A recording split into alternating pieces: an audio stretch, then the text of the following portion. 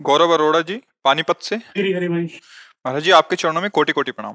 महाराज जी, कई बार जब कोई हमारे साथ बुरा आचरण करता है तो उस समय हमारे मन में भी उसके लिए बुरा भाव एवं ध्रुवामना आता है। यही मनुष्य वृत्ति है, यही मनुष्य वृत्ति है, कोई नई बात नहीं, सबके अंदर आता है।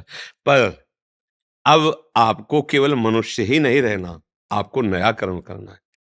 आपको साधारण जीव की गति में नहीं जाना, आपको आत्मा स्वरूप का बोध या भगवत प्राप्ति करनी है, तो अध्यात्म मार्ग में चलना होगा। अब अध्यात्म मार्ग से आप इसे काट सकते हैं, अन्यथा तो फिर लड़ाई झगड़ा राग द्वेष ये तो चलता ही रहता है। अध्यात्म मार्ग से कि ये आदमी क्रिया कर रहा है, लेकिन इसका कारण क्या है। बुद्धिमान आदमी कारण पे पहुंचता है, क्रिया पे नहीं टिकता। इसने मुझे गाली दिया, मैंने कुछ अपराध नहीं किया, फिर भी ये मेरे को नीचा दिखाना चाहता है, मेरे प्रति प्रतिकूल आचरण करता है, तो इसका कारण क्या हो सकता है। तो भक्त सोचता है इसका कारण भगवान है।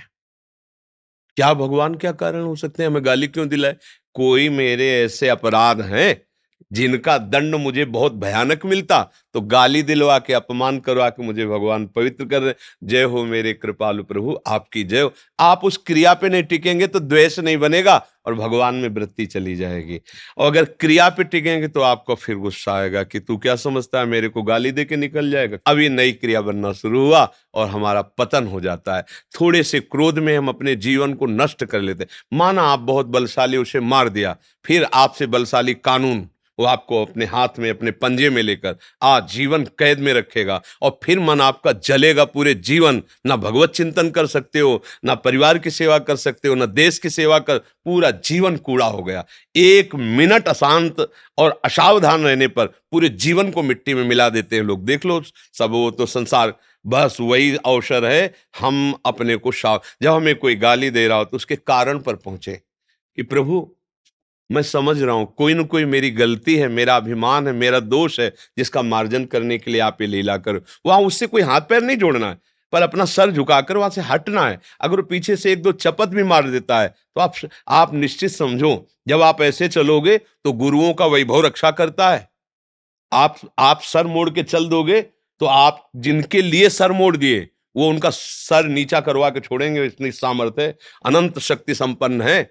गुरु वाणी के अनुसार चले, सहन करना, दूसरे को क्षमा करना और उस समय गुरु चिंतन में, भगवत चिंतन में लग जाना तो बच जाओगे।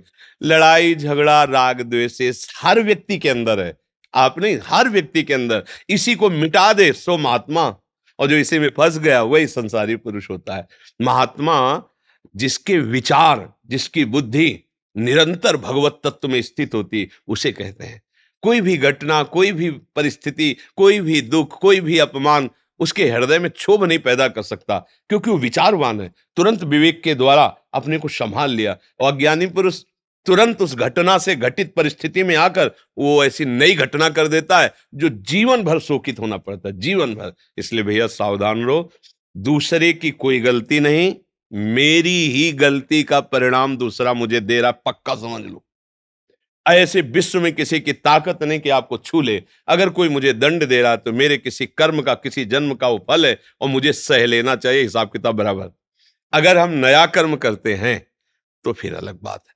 और उसी समय एक और बात जिसको गुप्त है कि इस पर ज्यादा वार्ता नहीं होती। आप बिल्कुल ऐसे ही चल रहे हैं और किसी ने गुरुवाणी, गुरु, इष्ट, इसके प्रति प्रतिकूलता पैदा क्यों, आपको होश ही नहीं है और आप कर बैठे जो करना है। अब वो आपके बस की बात नहीं है। वो ईश जो है, वो परमात्मा जो है, वो सदगुरु जो है आपसे करा रहा है। अब आप निहाल ही रहोगे, आपको कोई परास्त नहीं कर सकता। जब मैं करूंगा तो हिसाब होगा, जब आप करवाएंगे तो फिर कोई, तो जब भगवान के यंत्र बन जाए फिर ऐसा कुछ हो, वो जाने। अपनी तरफ से क्षमा, अपनी तरफ से दया, अपनी तरफ से विवेक के द्वारा मेरी ही कोई गलती है ऐसा भाव रखना, और फिर भागवतिक विधान जो हो वो हमारे बस का नहीं, ऐसा भाव रखना चाहिए।